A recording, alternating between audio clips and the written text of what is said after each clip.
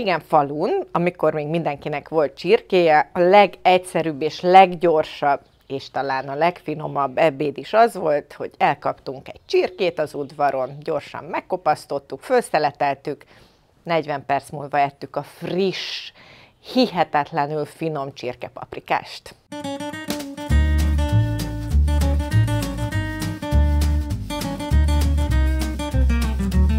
A csirkepaprikás az mindig egész csirkéből a legfinomabb. Akkor a legfinomabb, ha az összes bőrös, csontos rész is benne van, még a háta is, mert annak lesz olyan ízgazdag és sűrű szaftja, ami elengedhetetlen egy jó csirkepaprikáshoz.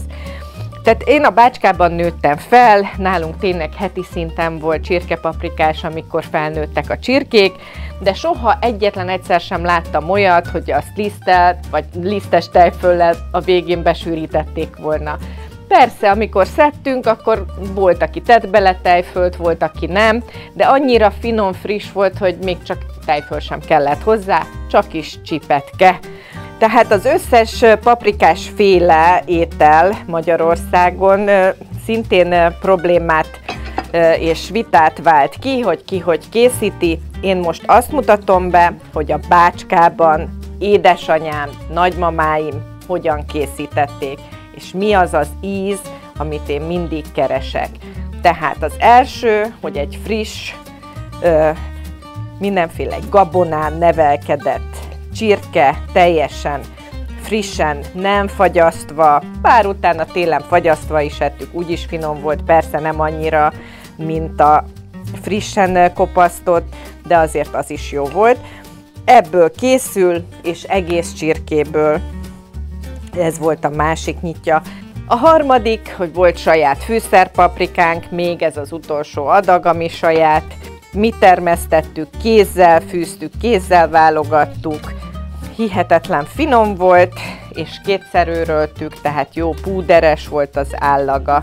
A harmadik, hogy a hagyma is a sajátunk volt, sőt, nagyon jó víz is volt a faluban.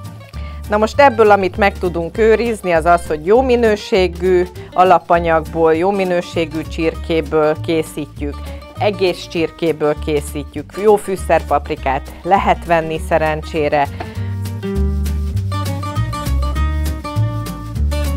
És akkor mutatom, hogy tanultam. Teljesen máshogy tanultam meg készíteni, mint amiket láttam.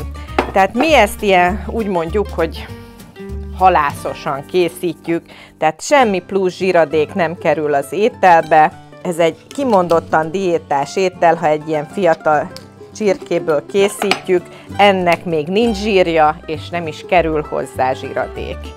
Egy könnyű ételnek számít. Nem vágjuk túl apróra a darabokat, a mellét is csak ketté vágom, max. 4-be. Persze egy ilyen pici csirkéből kellett egy családra 2-3 is, hogy legyen abból egy jó adag csirkepaprikás, és még ezt is félbevágom. Combjait is elfelezem. Az izületnél, a szárnyáról a szárnyacombot lemetszem. Össze is aprítottam a csirkét. Most, hogy legyen elég paprikás, ezért vettünk hozzá még szárnyat és combot. Azt is fölvágom, de az egész csirke kell bele. Csont, bőr, nagyon fontos.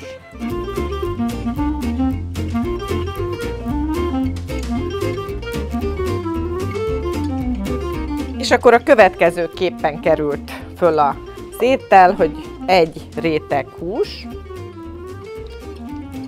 ezt megszórjuk jól hagymával, ide jön rá egy fokhagyma is, és megint hús,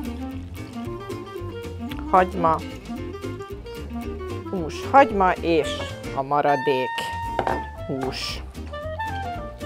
Teljesen jó, ha ledinszteljük a hagymát, átforgatjuk rajta a húsokat, rákerül a paprika és fölengedjük vízzel. Én is készítettem úgy is, de mi így szoktuk meg, úgyhogy így szeretem igazán. És hát nincs plusz zsíradék benne, ez egy korszerű recept, pedig hát ez gyerekkoromból maradt. Még egy fokhagymát teszek rá, mert jó sok lett. Nem érezzük ilyenkor a fokhagyma ízét, csak ízfokozó hatása van. Rá is öntöm a vizet, mivel paprikás nyugodtan lehet bőlével, és alágyújtok. És még ezt a pici hagymát ráteszem. Tehát ez 2 nagyfej hagyma, olyan 2,5 kiló húshoz. Tehát kilónként 1 nagyfej, plusz megmosott paradicsom, paprika.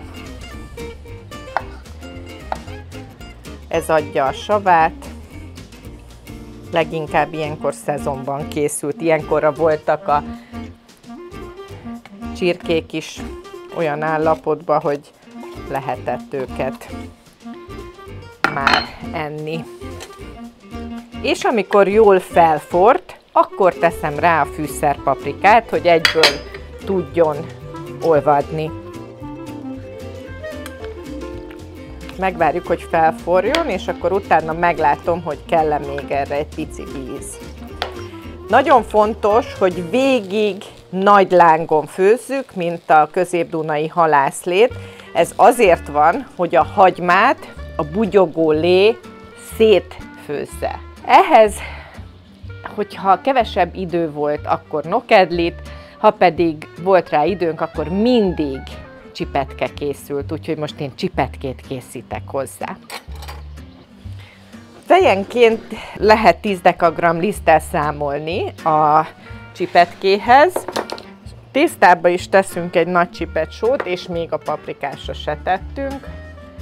Hát mondjuk egy evőkanálnyi, de én ezt így szoktam meg, hogy már ahogy tanultam is, hogy mennyi só kell hozzá, hát így ennyi.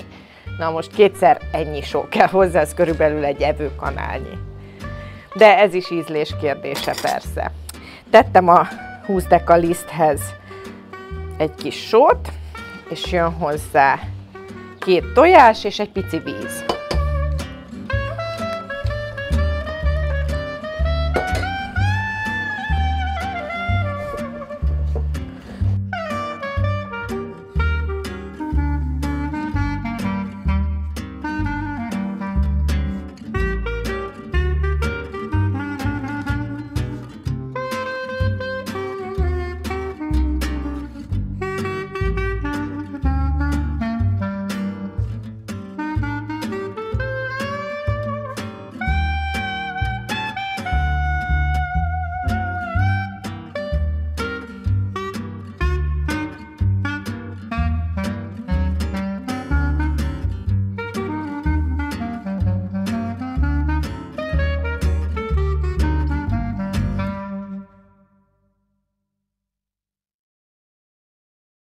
Borbás Marcsi minden könyve a www.1.shop.hu oldalról rendelhető.